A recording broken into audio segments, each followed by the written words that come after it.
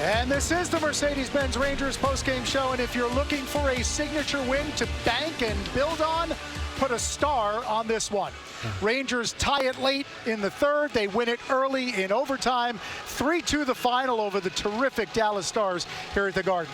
Hi, everyone. John Giannone from my spot between the benches. In our studio, we have Henrik Lundqvist and Steve Valiquette. And, guys, kudos to Will Cuylle and then Vlad Gavrikov in overtime.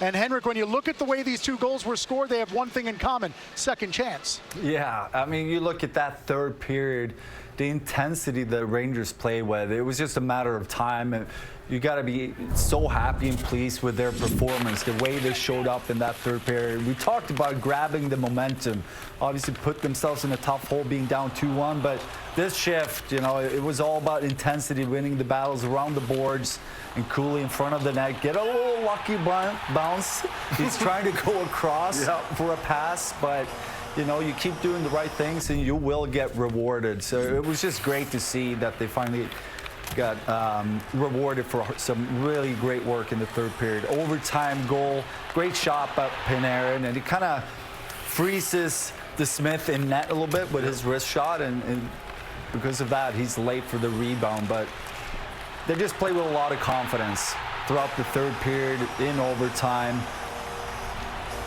I just have to say the team needed this.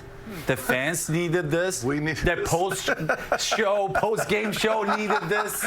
John, finally, you know, it was just great to experience this. Yeah, it was like hearing Dave Maloney at the end of the call. It made me feel like he was giving me that Teddy KGB feeling. We've been hanging around, and the team follows it up. And coming off of Mike Sullivan's message after Saturday's game against the Tampa Bay Lightning, you know, I liked what he said, where he said, are we a team that's offensive that checks, or are we a checking team that can be offensive? And tonight was a checking team that was able to produce offense after a lot of shot attempts, John, most of them from the point. Yeah, guys, I mean, think about that, right? We go into the third period tied at 1, and the Rangers have 20 shots in the third period alone. Everyone remembers what happened on Saturday when they had 7 fewer than that in the entire game. Yeah. To what do you owe? What did you see from the third period that allowed the Rangers to generate as much as they did? To me, it's a mindset a lot of times. You know, you have to get the puck to the net, and that's your priority. It's not about looking for a play in that third period. They played a pretty simple game in terms of just getting pucks into the offensive zone and then get it to the net. Yeah. And because of that, they also got a lot of second and third opportunities because it made it a lot harder for Dallas to defend. I mean, they're a really good team in their own end. They're very organized, they're very structured, but when you start putting that much rubber on net, it's just very hard to stay in a good position all the time. And it's really not too far off the scope of what we've seen over the course of the year, which is getting pucks to the point and then getting them through to the net. It's maybe catching me off surprise a little bit, John, but the Rangers have done that a lot. They have the 4th most net front shots coming from the point in the league. I mean, I might have seen 12 to 15 of those tonight in this game.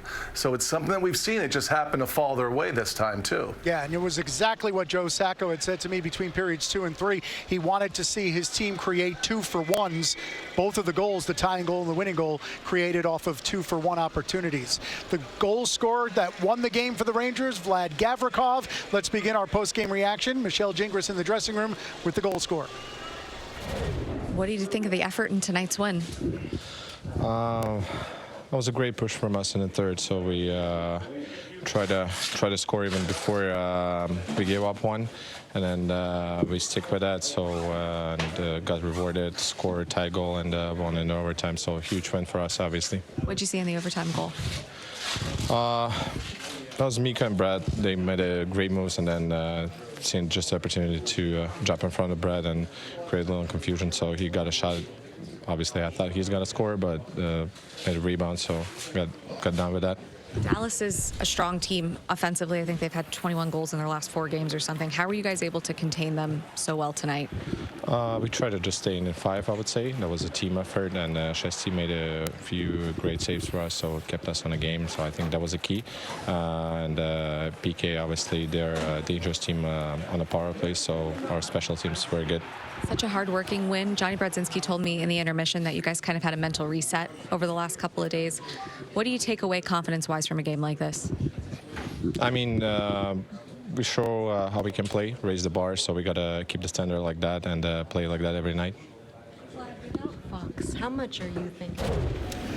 Yeah, so the 5th goal of the season for Vlad Gavrikov. But, guys, I want to ask you both, because you played in situations where 3-on-3s occurred. When you see the only defenseman on the ice 10 feet out from the opposing team's goalie, is that kind of a dicey place for him to be, or is that a literal Johnny-on-the-spot moment? I was already retired before 3-on-3, so Hank, that's yours.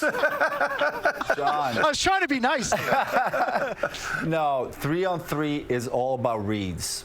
You're going to have players switch spots all the time. That's what creates confusion, and Gavrikov talked about it, the confusion that Mika and Brett created, and that opened up the lane for him to go to the net. And the key is just after that shot, if you're not scoring, it's important for Mika to read off of that situation, realizing he's going to be the defenseman. But that happens all the time, 3-on-3.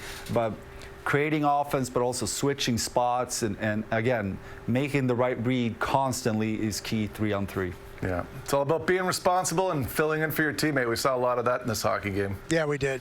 Steve, when you watch tonight and you know that Adam Fox is not in the lineup and Vlad Gavrikov gets the winning goal, but it was his defense partner, Braden Schneider, that got a lot of the attention. What do you make of the first game without Fox as far as the Gavrikov-Schneider combination? You know, we didn't see a lot of scoring chances against Igor with time and space, John. I mean, in this game, going into overtime, each team scored a net front goal, each team scored off the rush, but it was not wide open hockey. In the first 10 to 15 minutes of the game, I mean, the theme was that Dallas can pass the puck, they can move, and it looked very dangerous to me. It looked like an all-star team, and the Rangers were able to keep that quiet. The chances, they weren't loud, they were quiet, and I thought Igor had a very manageable night because of how tight everybody was today, and I thought it was collective. It was a collective tight, all 5 guys coming back. So it wasn't a game that ever I felt that got away from the Rangers in any way. All right, so when we saw what Will Cuylle was able to do, his goal that tied the game inside the final 3 minutes, that's the first time the Rangers have done that in the last 130 games. That dates back to February of 2024. Let's hear from Will Cuylle, who had the tying goal late in the third inside the dressing room. I think I'm just trying to get the puck to the net. I mean, it's kind of hard to aim it off his pad. And I don't know, it's quite a math angle play to calculate there quick. So I was just trying to get the puck to the net, and you know, good things happen. Considering how things went here on Saturday, how big was this for you guys to come back and play the game you did tonight? Yeah, it's good. I mean, it's good to bounce back, especially on home ice in front of our fans. I think. You know, like I said earlier, I think, you know, we're proud of the way we played today and just stuck with it. And I felt like it was a, full 60 minutes. Well, I guess 61 or whatever. So, yeah, it's good to get back in the win column, especially at home. What's the feeling like when that goes in? Happy. Yeah, happy. Just the reaction from the crowd, too. I mean, just... Yeah, it's good, loud. Just excited, happy, a lot of emotion. Yeah, Igor, the save he makes about 4 minutes left. Just how big was that for you guys, and how much that kind of keep the momentum going for you? Yeah, it was big. Obviously, he made a lot of big saves, throughout the whole game. So he's been great for us lately, and he kept us in it tonight for sure. Will Cuylle had the tying goal. Vlad Gavrikov had the winner in overtime, and he was the first star of the night. 22.5 minutes of ice time, his 4th career overtime goal.